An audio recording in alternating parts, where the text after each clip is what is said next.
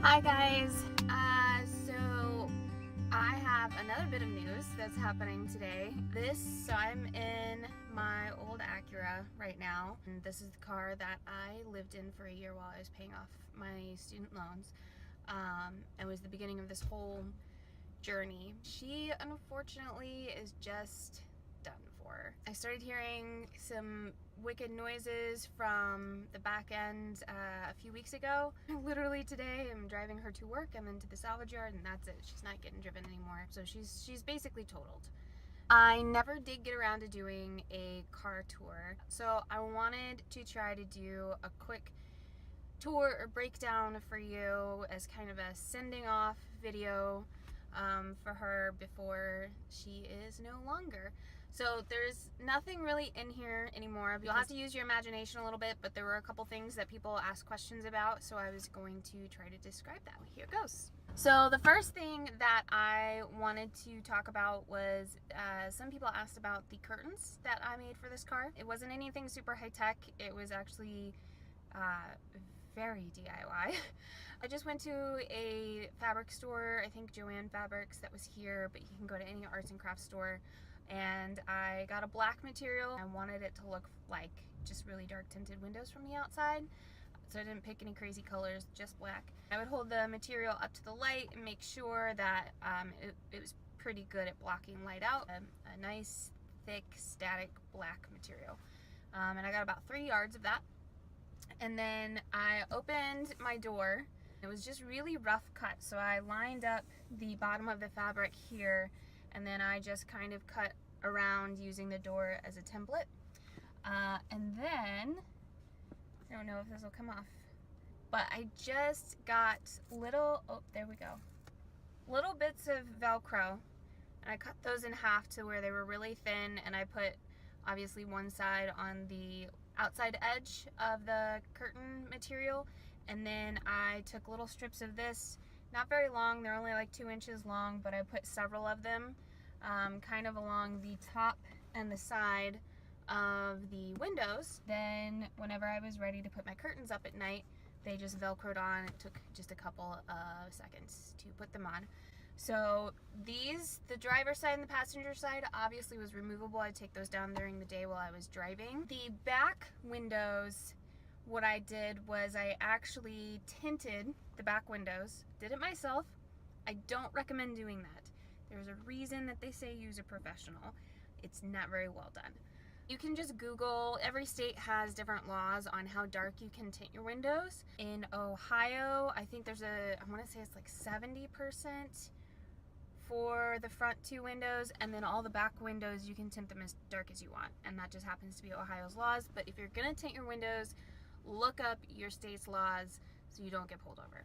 So I tinted the backside windows and the very back window as dark as I could. I actually found on Amazon, I'll try to find the link again and put it in the description, there are these almost mesh window covers that they just have a little elastic band that goes around the base of your door right here. It just kind of, the elastic then comes up and folds up over the top. And so that worked really well for the back windows, and I left those up because what the sheer material did was I could see out if I needed to, but between the tinting and that sheer material, you couldn't really see inside at all, which is kind of what I wanted. So I had curtains for the front, solid curtain for the very back window, and then these 2 side windows had the combination of the tint and the mesh material. And then the last window to take care of is obviously the windshield here. And for that, I just had one of those windshield barriers. They're thermal barriers. Again, I'll try to look that up on Amazon and put a link down here for you so you can see what I used. But that just rolled up, and I would tuck it in my back seat during the day while I was driving, and then at night when I was getting ready to sleep, I would just tuck that in. So the only 3 things that I had to put up at night were curtains for the side 2 windows and the windshield barrier for the front window. The rest of my windows were taken care of. The passenger seat here, I didn't store a whole lot here. I did every once in a while, like pick up a friend or something, so I wanted to be able to clear this seat easily. So I just went to Target and I got a few different Tupperware boxes actually. I found that helped me. Like, I've seen some people use bags, and the good thing about bags is that they're not a rigid shape, so they can kind of be stuffed if you want. But I like a box so that all my stuff in there is kind of organized and not really tossing around inside of a bag. So I went to Target and I got Tupperware boxes. One box up here on the floor in front of the passenger seat that had like little emergency things, extra Velcro, scissors, I had a tire pressure gauge in there, just a couple extra things that you want handy. And then I had a small Tupperware container that had my toothbrush and toothpaste, and then I had I used to use, well, I still kind of use, a NutriBullet. So I had those little plastic cups that come with the NutriBullet, and there's a screw-on lid. So that was actually the cup that I used to brush my teeth into. So that's where I would spit the dirty water. So I had a water bottle up here. I had my cup with the screw-on lid so that all the gross water stayed in there and it didn't leak on anything. And then my Tupperware box had my toothbrush, my toothpaste, face wipes, and baby wipes to clean up. Because I would kind of wake up and just reach up here and grab that box, and I would sit right here behind the driver's seat, and that's where I would clean up. I typically took a shower in the evenings at my gym, but obviously when you wake up in the morning, if you've sweat at all and you need to brush your teeth every day, you just kind of want to freshen up a little bit. So I did shower, but I also freshened up inside the car.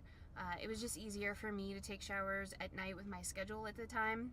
If I had a different schedule, I probably just would have gotten up in the morning like any normal person and walked inside to my gym, worked out, and taken a shower.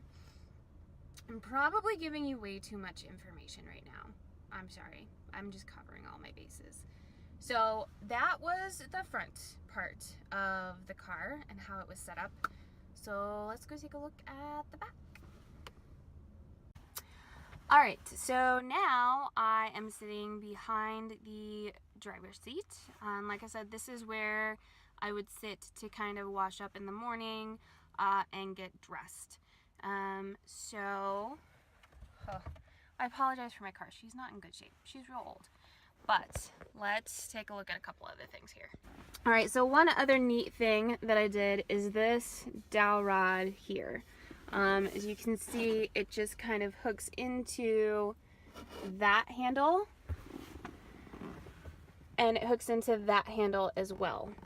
So what that dowel rod is used for is basically to hang clothes. It kind of turns your back seat into a little closet. And I learned that trick from a gentleman named Chris Saway, or at least that's how I want to pronounce his last name. I don't know if that's correct. But he did a channel called Hotel Prius. I think there's only a couple videos up, but if you search for Hotel Prius in YouTube, you should be able to find his video. So I obviously would not hang clothes all the way across, because then I'd be sitting in them, but it at least gave me the capability to hang clothes from behind the passenger seat. The reason it was important for me to hang some clothes is because there's really no space to have an iron or a steamer or anything like that in here. I still had a 9-to-5 job, so I had to look somewhat professional most of the time. So I needed a way to store clothes that they didn't get all wrinkled and gross and whatnot. Okay, so moving on. Okay, again, I am apologizing for the state of my car. She is old, she's been used, and she's just kind of fallen apart.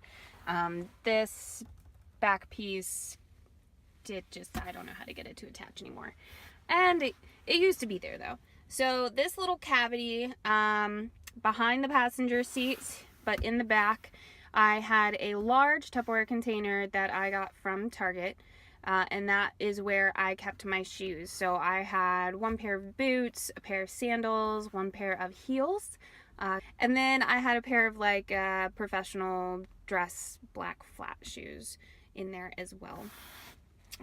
This seat here, I will show you in a minute why, but I took this out.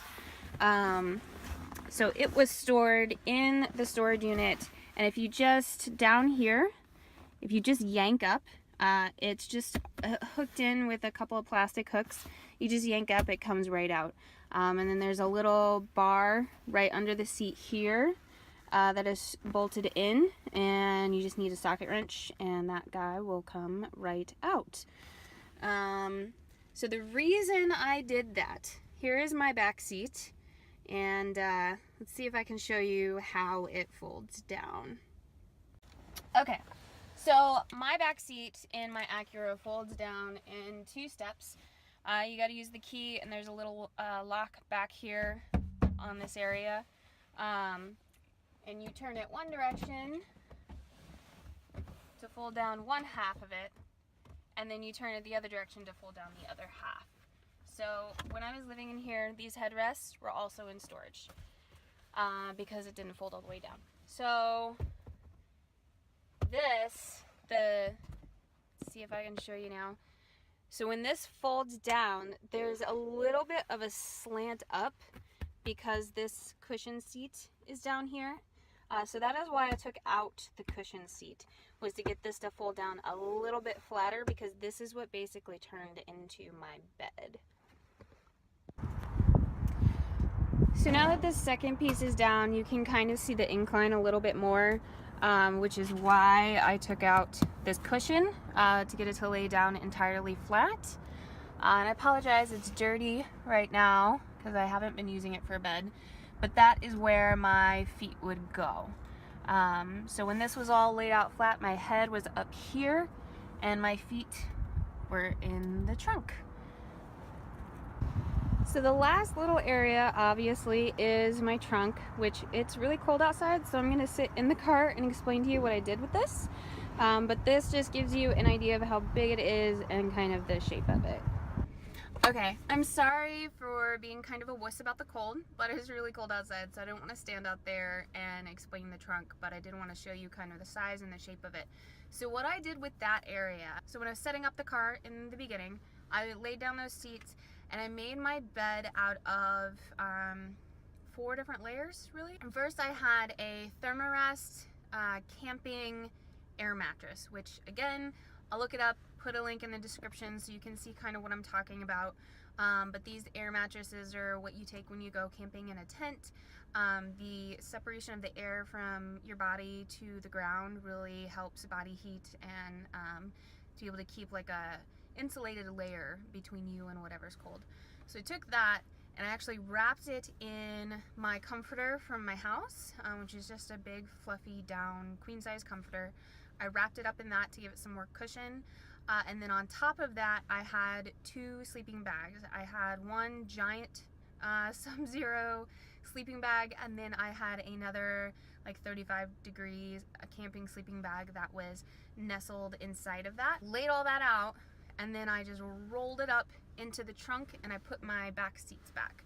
So every time I was getting ready to make my bed, I just had to put my seats down and my bed basically rolled out of the trunk towards the head area here. And then when it was time to put it away, I just rolled back in. There are 2 kind of little winged compartments right next to back in the trunk area, on the left and the right.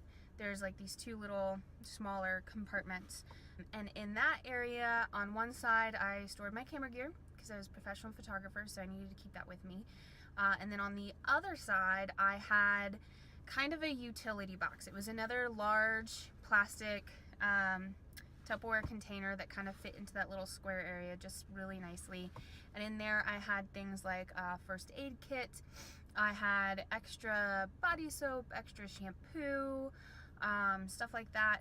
I always kept a jug of water in here, and I didn't end up ever needing it. It was a good thing to have because, you know, if under really bad circumstances you get, you know, frozen inside of your car and your doors won't open, or you're stuck and your car won't move, to have water handy is really smart. So I kept a jug of water back there just for emergency purposes.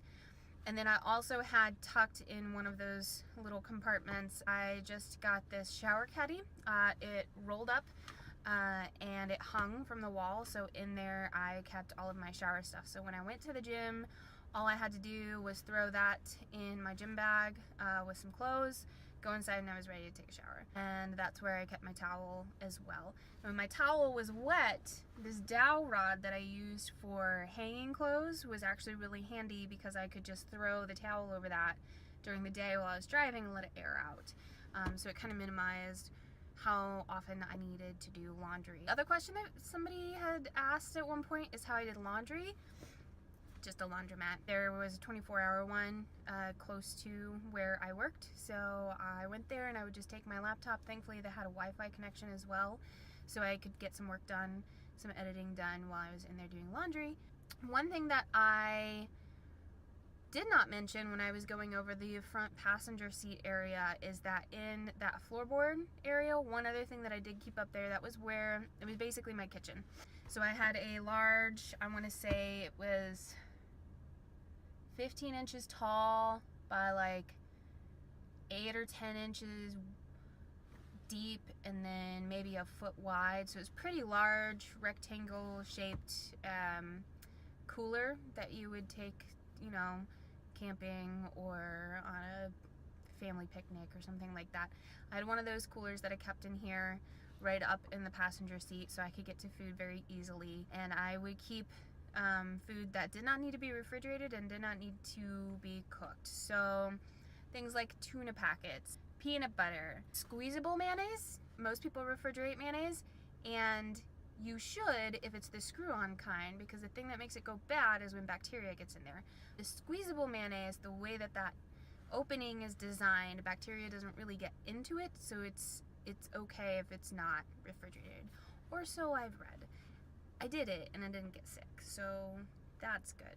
I would keep other condiments and stuff in there. Instant oatmeal. I personally don't mind eating cold oatmeal. I actually kind of prefer it that way sometimes. I had no way to heat things up inside of the car. I would typically have cold instant oatmeal and like a banana for breakfast, like a tuna packet for lunch. I had one bowl and one utensil, and I will again look up links for those and put them in the description. Both camping gear. I had a spork where it's a spoon on one side and it's a knife and a fork on the other side, and then I had a collapsible bowl. So that was my car setup. I was not luxurious by any stretch of the imagination. There were parts of it that were certainly uncomfortable, but it did what it was supposed to do. Like I said, it was an experiment for me to kind of find out what were the things that I really needed or the things that I really valued as far as living space and lifestyle. And it really did help me figure that out. It helped me figure out what was important to me, and is kind of what leapfrogged me into this whole van conversion and van idea, because I did discover that being able to cook food and being able to refrigerate food, that is really important. Your health is really important. It just changes everything else about your life. If you're not taking care of your body, it will color every other part of your life.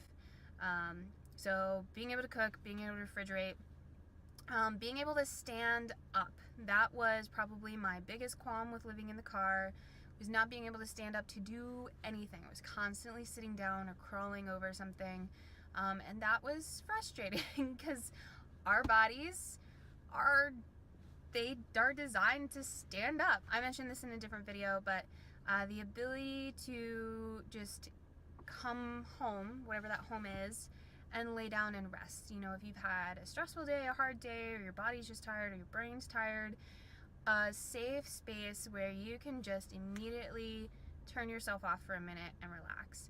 I didn't really have that in the car because I couldn't stand up. Like I said, I was crawling over things to get my bed set up. So by the time I set up the bed, I was way more frustrated than I started out. And so it just really would have been nice to have an easier way to set up a resting area. It was definitely doable. It accomplished what I needed it to accomplish. I also paid off all my student loans, which is a huge blessing and has brought so much freedom to my life, financially and otherwise. It's not the kind of lifestyle that I would just tell people to do for fun, but it is possible and it is sustainable. So if you have a goal or a purpose behind why you're doing it, you absolutely can do it. All right, so that's it. I think that is as good of a car tour as I can do without all the stuff in here. I apologize that I did not get this done sooner, and that I wasn't as thorough as I maybe would have liked to be. But say goodbye to the Acura, because she is going away, and she is going to get recycled as much as possible. So I feel good about that. Alright.